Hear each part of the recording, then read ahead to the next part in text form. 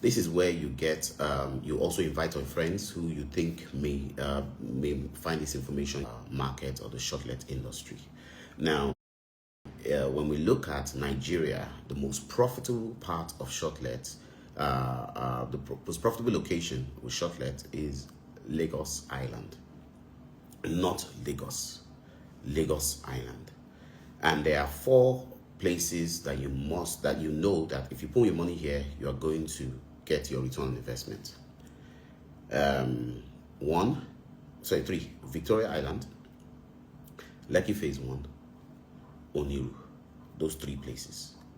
I'll say this right now. Now, does it mean that you can't do shortlet anywhere else? No, of course you can.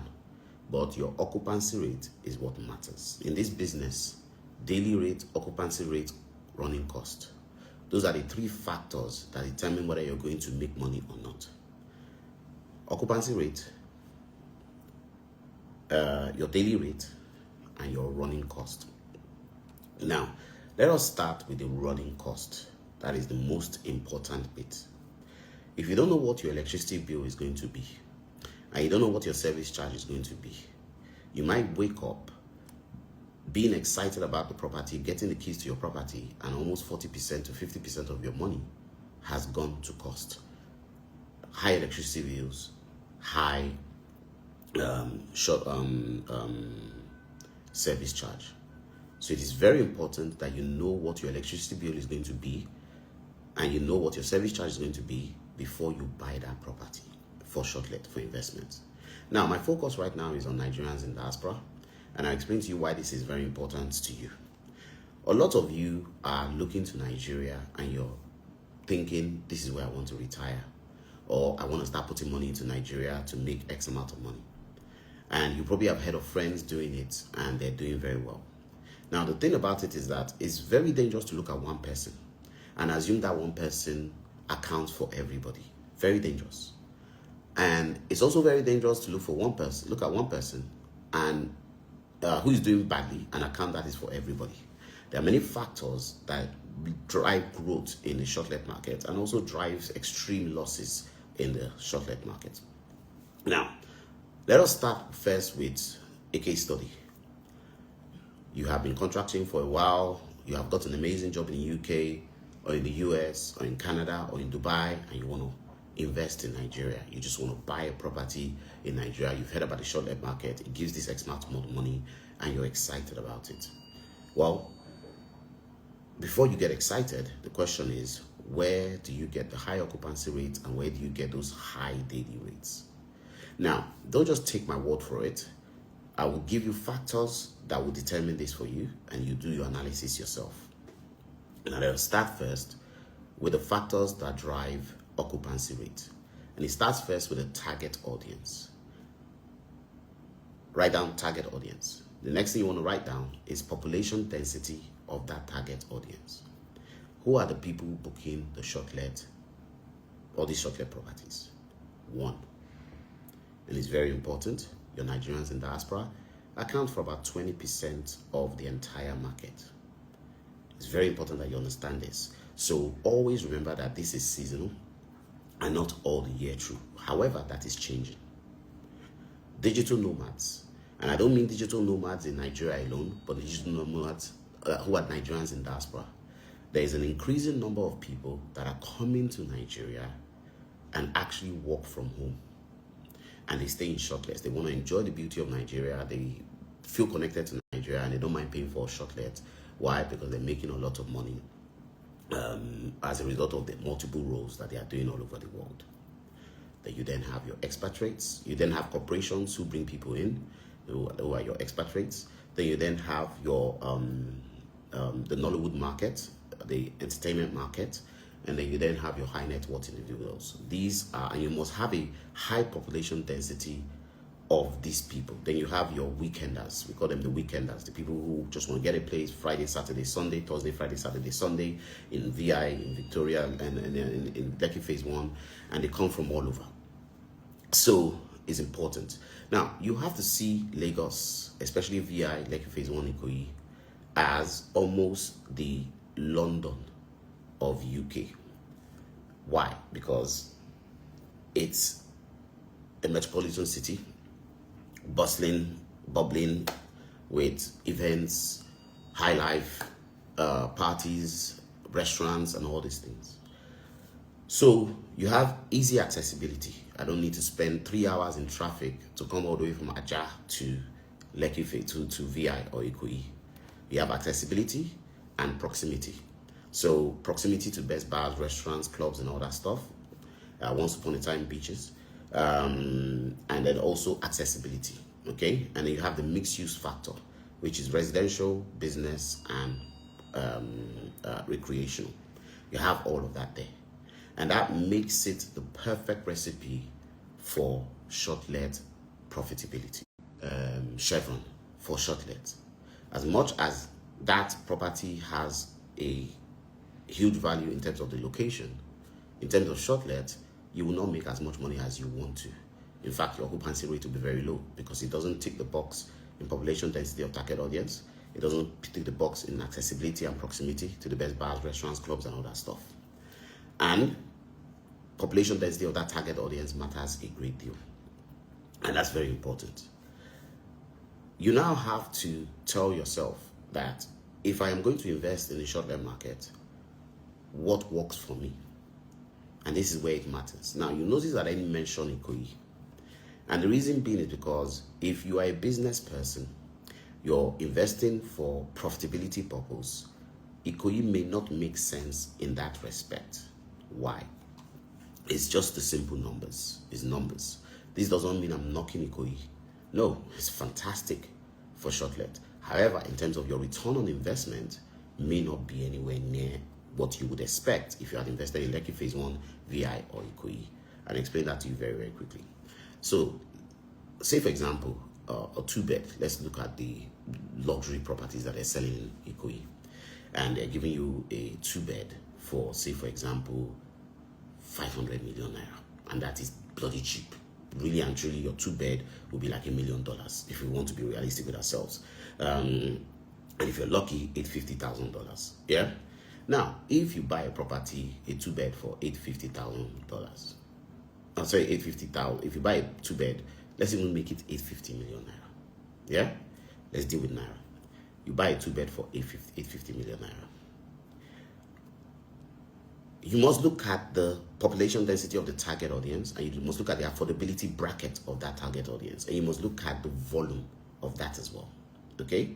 Now, there are people that will tell you that, oh, I will charge £500 a day, $500 a day. But the question now is, what is the number of people that will pay that $500 a day? You may be lucky and end up on, if you have 365 days, you may get a 20% occupancy rate on that. That's 73 days a year. Multiply that by $500, that gives you 36,500. Multiply that by 1,603 right now exchange rate, that gives you 58 million naira. Now take your 58 million naira and divide it by 850, 123, 123, and that gives you times 100. That gives you a 6.8% return on investment on that property on a yearly basis. In the short-let market, this is very poor. This is bad for business. So if I'm spending 850 million naira in Ikoyi, it is not because I want to make money in short-let. It is because I want to live in Ikoyi. Does that make sense? And I can afford to. And when I'm not there, I will do my Airbnb, and I'm okay with that 6.8%. In the same light, I can buy a 2-bed in VI for 542 million. I hope it makes sense. And I can make that same 56 million, but I have a higher occupancy rate. Out of 365 days, I can have at least 275 days occupancy rate. I can charge anything from $200 upwards because it's VI. Okay, so if I multiply by 200, that gives me what? $55,000. Okay, now let's multiply by 1603. Okay, that gives me 88 million. I divide my 88 million by 5. Sorry, I divide 88 by, I divide my 88 by 542. Okay, I have times 100, I have 16%. You can see the huge difference between 6.8% and 16%. 6.8% return on investment, Ikoyi, and 16% VI. I might as well buy more in VI for that if I'm looking at profitability. However, a lot of people, because you have a lot of empty rooms, empty apartments in Ikoyi, some people have been able to convince the owners to say, hey, I'll give you this amount of money. So what you now have is rent to shortlet. So there's a new trend called rent to shortlet. This has been happening for a year, over a year, but now it has picked up. Why? Because I can rent a property in Ikoyi. So basically, somebody can give me their property in Ikoyi for X amount of price amount, and then I rent it out at a daily rate. Now, the dangerous part of that is the following year, the owner can increase his rent, and then also you don't know what your electricity bill is going to be. You don't know what your service charge is going to be. So sometimes it doesn't work out to your benefit. Those kind of things are best done in Lekki Phase 1, Oniru, VI Kate side of things rather than Ikoyi, because the capital requirement on what you don't own is quite high. I hope it makes sense. So if you look at it from that perspective, you need to understand that. Now, what are the trends that are driving this market? Now, we are having a new generation of young people that are now doing well financially, who are Nigerians in diaspora, that are no longer just coming during the holiday periods, but are actually coming almost every time. And when they come, they're spending 3 months, 4 months, 5 months. They're coming to Nigeria for opportunities. They're coming to Nigeria to have fun. They're coming to Nigeria for the lifestyle. Okay, and as a result of that, and it's not just Nigerians in diaspora, there are other Africans in other African countries, and other people that just want to experience Nigeria and the beauty of Nigeria. And it doesn't make sense, or let's say Lagos and the beauty of Lagos. Now, that wouldn't make sense to you until you have come to Lagos to experience the nightlife, experience the fun and the opportunities and connections that are created. There's a new trend going on and a new movement, and that's thanks to Afrobeats. That's thanks to the digital age that we're in, the exposure and all of those things that we have. Now, these people are now available and they cannot afford, a lot of them cannot afford to buy. So as a result of that, they are renting. So you now have, and that's why rent in Lagos has skyrocketed. Because I can basically, instead of me shortletting my property, where, say for example, I'll give you the example, in Osaka, London, for example, I can shortlet a property for 150,000 naira per night, okay? And if I shortlet it at 150,000 naira per night, I can probably get about 200 days occupancy rate. That gives me 30 million naira, okay?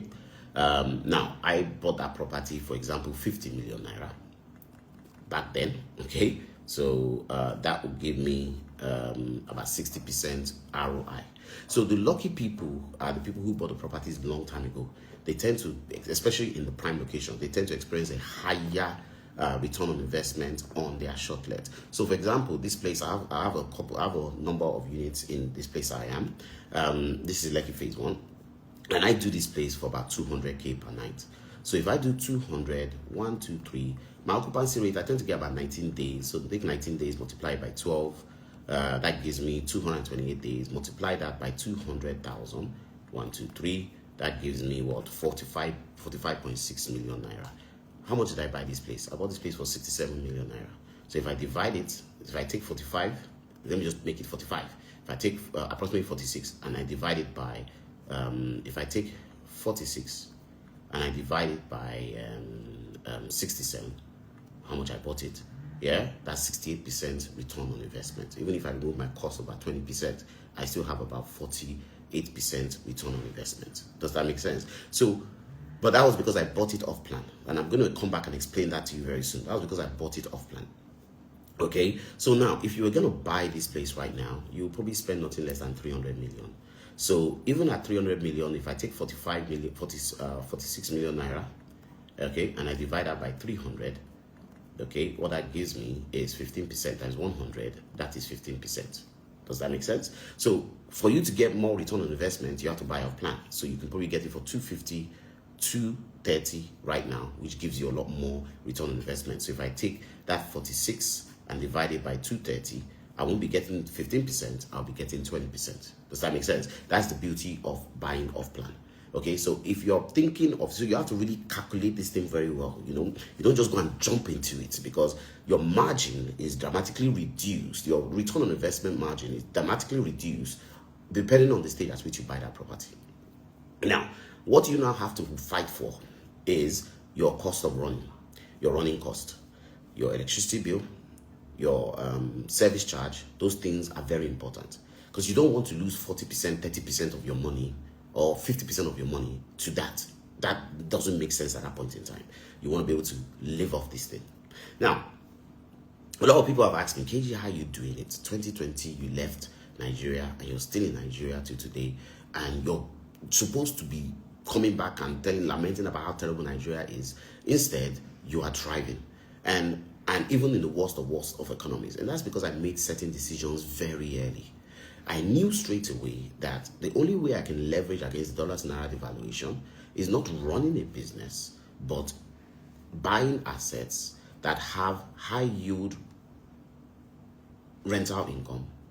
And when I say high yield, I mean 2 to 3 times the value of what it should normally be. So for example, local rental income is around 2.5% of the property value.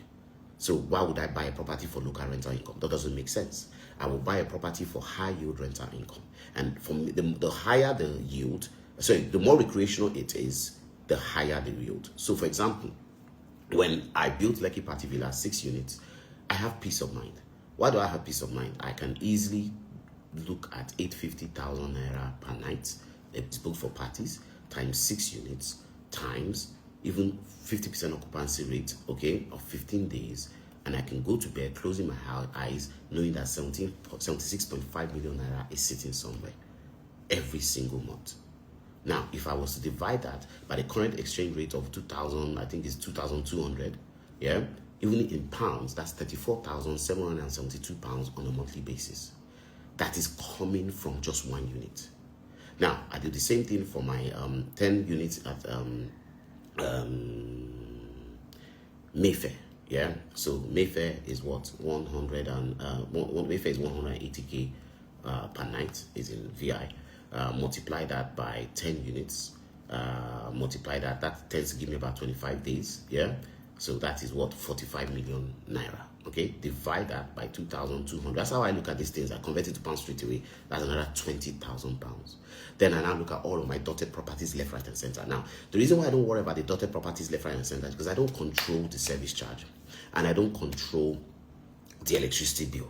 That's why you will see me fighting, calling this person out, and I don't call people out, but I call out the wrongdoing.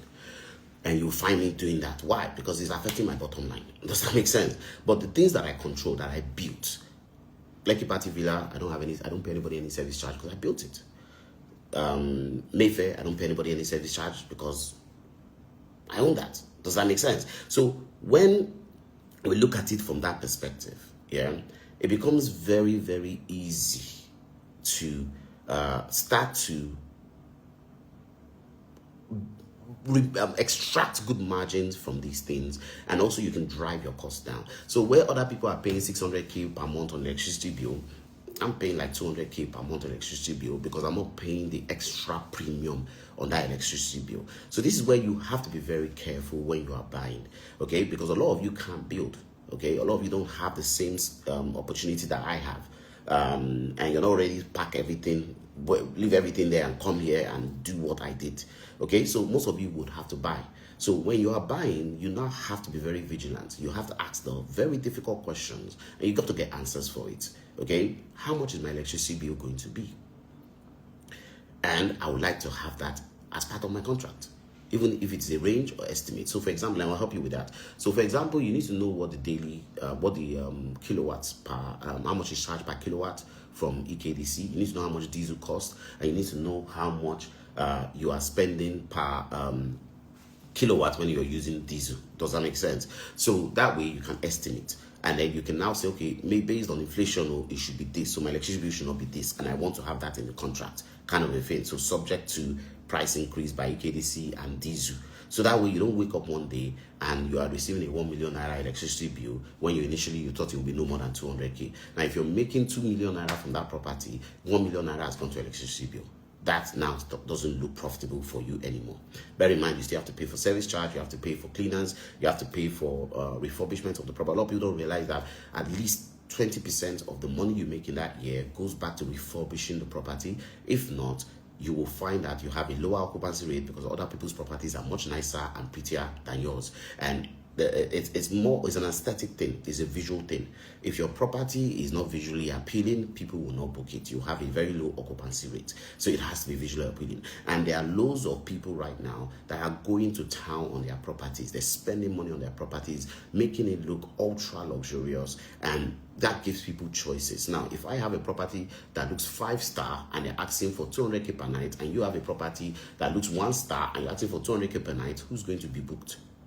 Does that make sense? It's 200k per night is going to be booked. So you have to bear in mind that a certain percentage of that money needs to go towards refurbishing that property. I'll give you an example. Right now, Mayfair apartment, I have to spend about 60 million naira to redo the entire estate. Entire one. Why? Because if I don't do it, then I will have less bookings.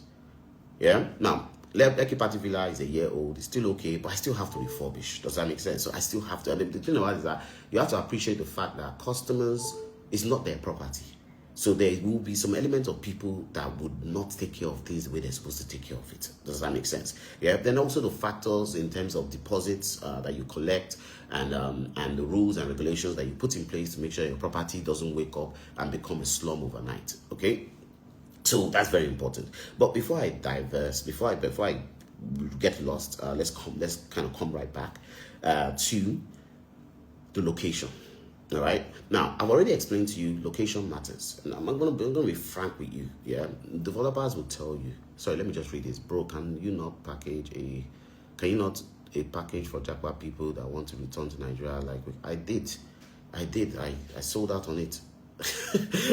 Okay, let's just let me continue.